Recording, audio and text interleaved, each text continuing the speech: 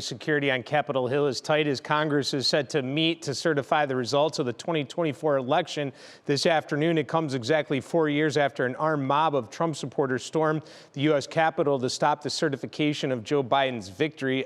NBC's Chris Pallone joins us now live from Washington with more. Chris, good morning. Yeah, Dave, good morning from a snowy Washington today. And Democratic leaders say they know of no organized attempt today to stop the certification or object to the certification of Donald Trump's election victory. They believe here on Capitol Hill that they are going to avoid that scene that we saw 4 years ago today, but they're not taking any chances. The entire Capitol now surrounded by security fence as barriers block key streets. Congress taking no chances 4 years after a pro-Trump mob attacked, delaying the counting of electoral votes and the certification of Joe Biden's 2020 victory. The eyes of the world will be on the United States Capitol to see what happens here on January 6th.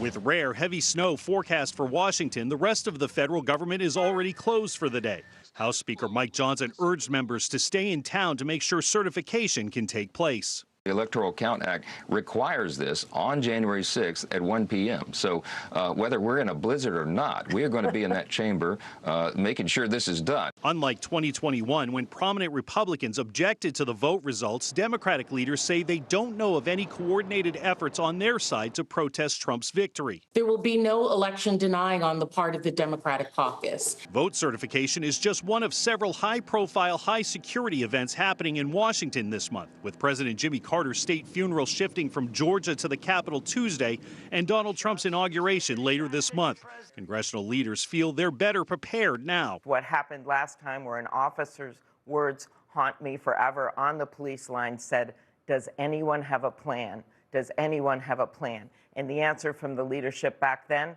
was no. Now we have clear leadership in place. The first test for that plan comes today. And again, that vote certification process begins here at the Capitol at 1 o'clock Eastern time this afternoon. Vice President Kamala Harris will preside over that process, certifying the fact that she lost the election to Donald Trump.